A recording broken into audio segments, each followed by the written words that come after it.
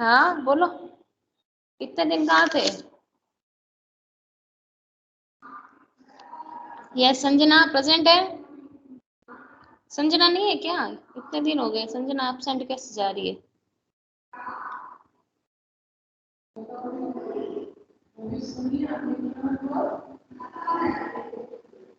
हर्षवर्धन, प्रियांशी, मनीषा,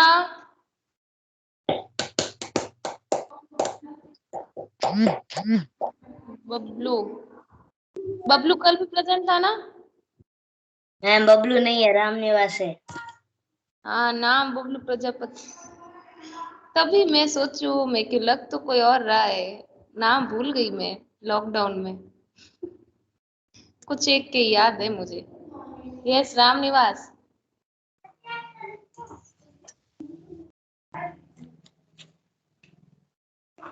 कल प्रेजेंट थे आप क्या? Yes ma'am. Yes ma'am. और ईशा आज ही आई हो है ना?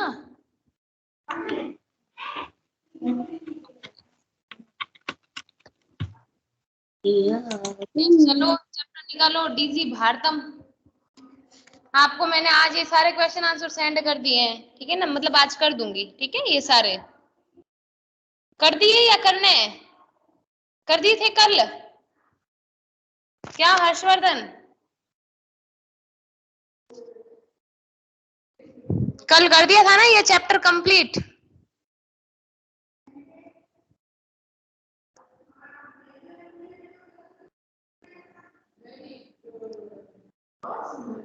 क्या यस या नो?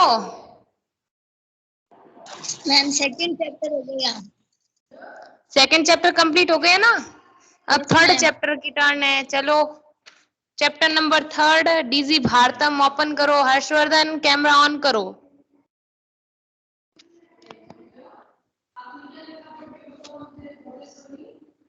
यस कल भेजा वो किया काम? मैम कल मैं नहीं कर पाया था मैम। अच्छा तभी बोल नहीं रहा है, चुपचाप बैठा है, वरना तो मुंह पहले खुलता है।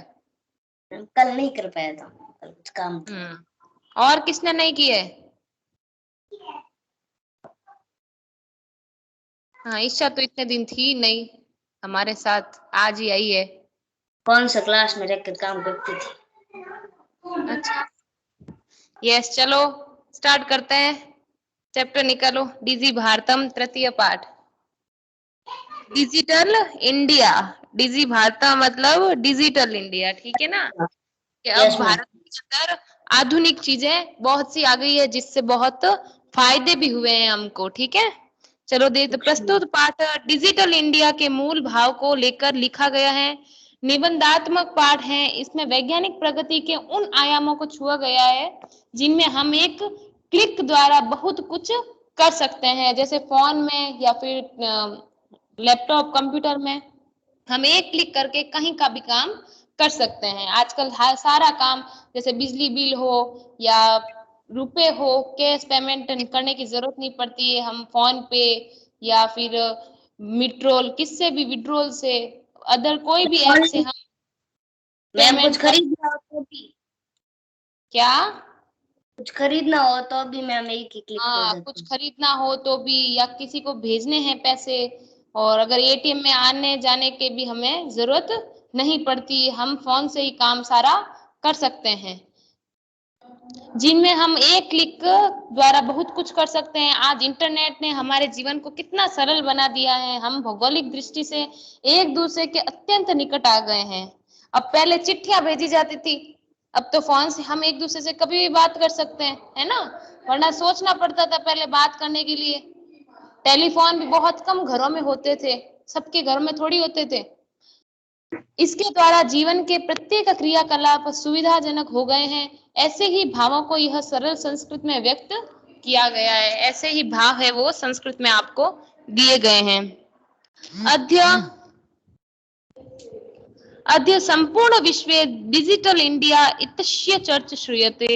जो पूरा इंडिया है, संपूर्ण विश्व, पूरा संसार डिजिटल इंडिया, इसकी रचना, इसकी कविता, कहानी, चर्चा सुनी है। अस्य पदस्य कः भावः इति मनसि जिज्ञासा उत्पद्यते। अब वो कहता है इस शब्द का क्या अर्थ है, यह मन में जानने के लिए उत्पन्न होता है, जानने में जिज्ञासा होती है। जिज्ञासा मतलब जानने की इच्छा, हमारे मन में जानने की इच्छा होती है कि डिजिटल इंडिया इस पद का क्या मतलब है, ये शब्द क्या है। तो हमारे मन में भी जिज्ञासा होती है ना कि इसके बारे में हम जाने। काल परिवर्तनेन सह मानवस्य आवश्यकता अपि परिवर्तते। समय के परिवर्तन के साथ साथ मानव के भी आवश्यकताओं में बहुत कुछ बदलाव आया है। अब पहले लोग कैसे रहते थे, अब कैसे रहते हैं, अब क्या क्या सुविधाएं मिली है, सब कुछ चीजों में बहुत परिवर्तन आ गया। आपकी दादी मम्मी आपको सुनाते होंगे कि हमारे टाइम में ऐसे होता था, हमारे टाइम में वैसे होता था, लेकिन अब ऐसे होता है, कहते हैं ना, घर पे कहते हैं सभी। Yes ma'am. हाँ, तो वही बता रहे हैं कि मानव के समय परिवर्तन बहुत जल्दी होता है और आपके और हमारे समय में बहुत अंतर था। ठीक है, प्राचीन काले ज्ञानस्य आदान प्रदानम मौखिकम आसीत्।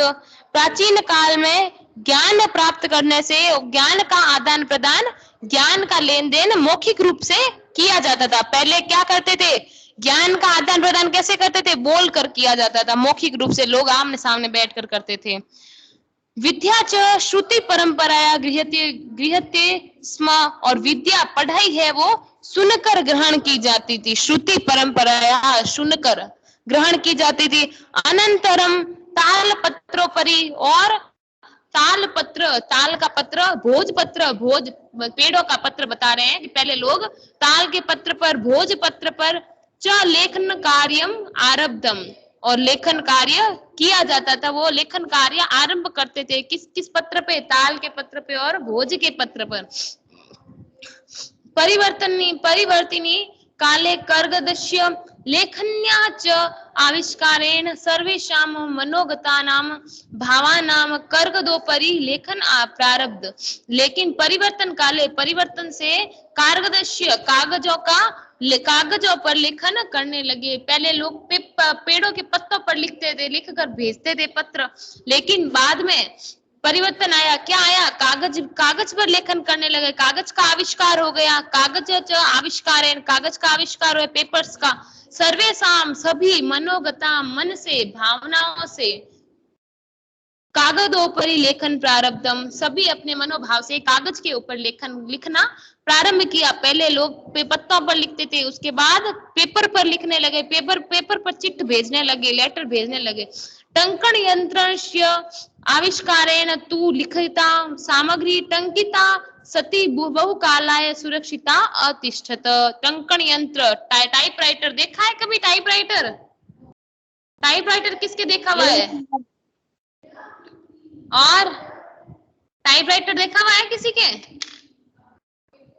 अच्छा, नहीं देखा हुआ है ना, तो गूगल पे सर्च करना टाइपराइटर, आएगा। एक बड़ा सा डब्बा होता है, ठीक है, उसके डब्बे पे मतलब हाथों पे जोर लगता है जब उनके बटन, उनका भी की होता है, जैसे हमारे भी कीबोर्ड होता है ना, इसके लैपटॉप के, कंप्यूटर के, उसका तो सरल है, दबाना आसान होते हैं बटन, लेकिन टाइपराइटर होता है, उसका जोर से यूं दबाना पड़ता है अंदर की तरफ। उसको लिखने में थोड़ी दिक्कत आती है, पर उसमें छपते हैं, पेपर्स ऐसे छपके निकलते हैं बाहर।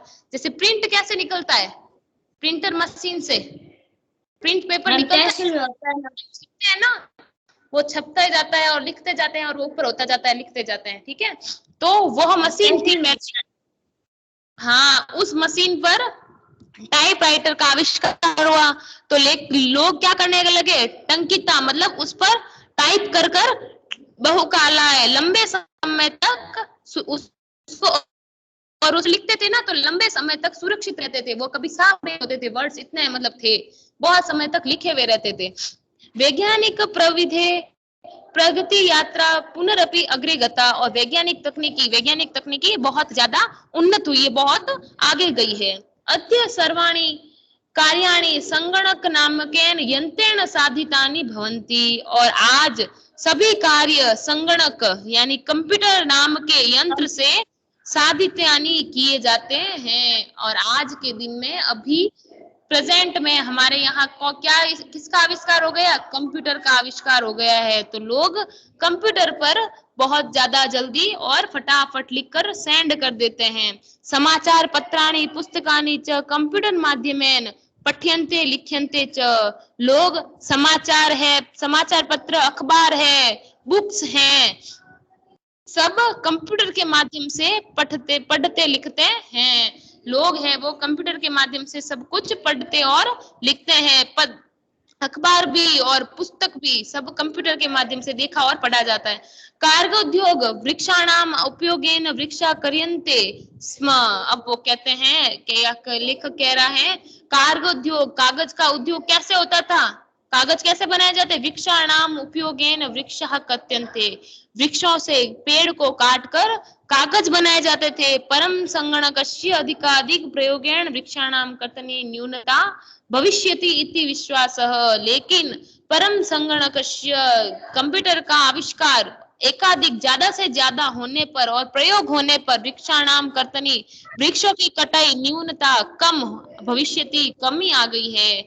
मतलब जब कंप्यूटर का आविष्कार हो गया, टेलीफोन का आविष्कार हो गया, तो हम लोग पेपर्स पर लिखना बंद कर दिया। अब लोग पेपर पर कम लिखते हैं, चिट्ठियां कम भेजते हैं, क्योंकि फोन पे टाइप किया और भेजा, सेंड किया, बस काम हुआ।